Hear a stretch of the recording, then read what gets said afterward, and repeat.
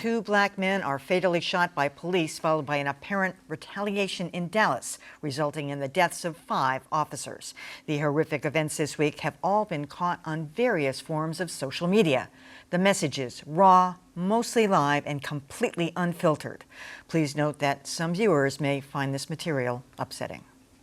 The Black Lives Matter rally in Dallas last night was organized and peaceful, with police posing with protesters and publicizing the march with tweets about traffic and public safety.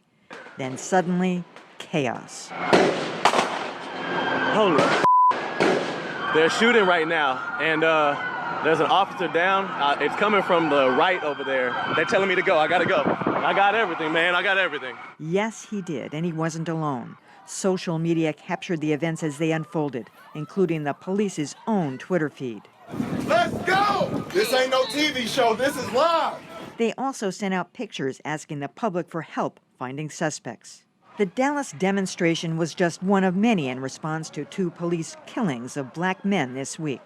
One in Minnesota, recorded live on Facebook by Diamond Reynolds, the girlfriend of Philando Castile, who was shot while reaching into his pocket for his license. Stay with me.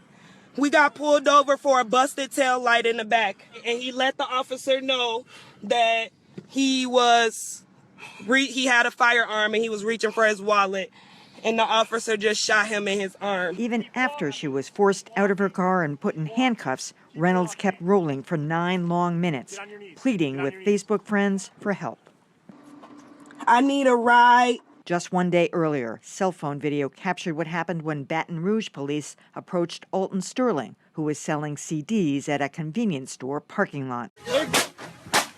And there was another, even more graphic video taken by another bystander. Who needs cable news? It's everywhere, raw and unfiltered. You know, there has been some hand-wringing and lamenting in the past that some of these videos get shown over and over again, and it's like a snuff film, but a lot of people, including Renee Graham this week, wrote about that, saying, you know, sort of changed my mind on this. I mean, it's one thing to look at it when it's happening. I mean, that Facebook post of Diamond Reynolds was happening live. You weren't about to edit that. It's another thing to re-show it, but I think much of this has been shown and looked at in an online form. No network television or anybody else is going to put 9 minutes of a video on. And you don't want to see it unfiltered. You don't want to see the bleeps. I mean, we had to put bleeps in there because of foul language. In each instance, there was foul language. But in these kinds of instances, I think you want to see it raw and unfiltered. You make a judgment, whether it's completely right or maybe a little off or maybe dead on, you're going to make a judgment based on what you see in full. Well, we live in a world in which material like this is put out there by members of the public, and millions of people are going to see it, whether the media decides to play a mediating role or not. So it becomes impossible and irresponsible for the media to edit this in a way that people who are not looking at it online don't get to see it. You know, I think that when we've talked about this in the past, it's a matter of respect. And I think what becomes disrespect is when it's used as wallpaper. It's playing in the background while people keep talking about it over and over.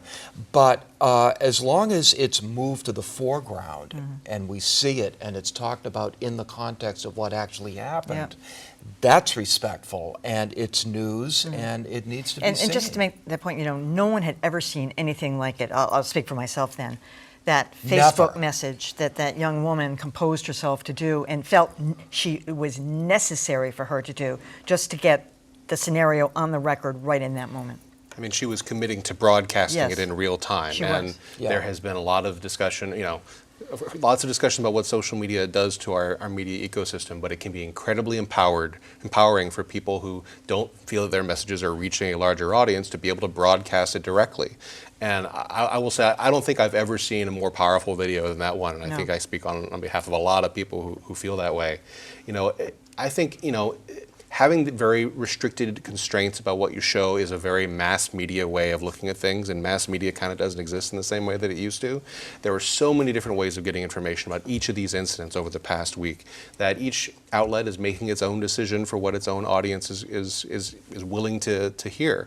And even here, at listening to public radio today, I heard a number of times people, announcers saying the audio of these gunshots may be disturbing. I mean, that's something you're used to hearing in television in that context, but to hear it in radio, it shows the scale of it.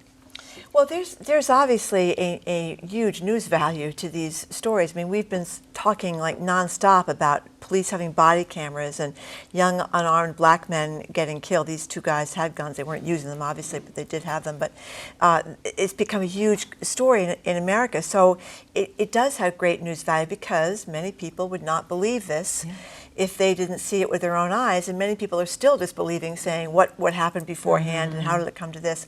But I've got to say, I'm torn because I don't know if these were children, if this was Newtown, how would we feel about seeing young children slaughtered and played over and over on television?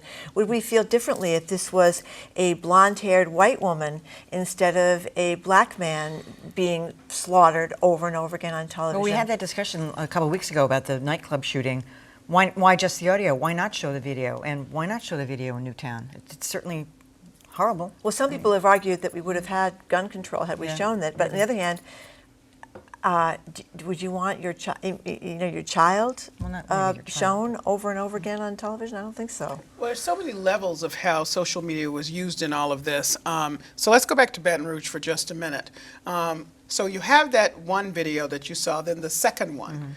That was the guy in the convenience. That was this guy, and the store owner had it, and the cops asked him for him. He said he did not have it. He would not give it to them. So people are getting very savvy about, no, you're not going to come take this, and then nobody's ever going to see it. Right. So that is very important because, and if people are thinking, I'm some conspiracy. I thought he did give it to them. Eventually. But the first request, he said no. I just want to make sure that people understand I'm not a conspiracy theorist. In Chicago, the cops went into the McDonald's or Burger King or whatever, took the surveillance tape, and never you saw it again until somebody dropped a dime and said there are videos. And by the way, they stole the one out of the Burger King and never brought it to bear. So that's important. So that was two-way, because that was taped and then offered from various angles. And as we have seen, the various angles make a difference in what you can see and what you can't see. And with regard to Diamond Reynolds, I look at that and she's witnessing.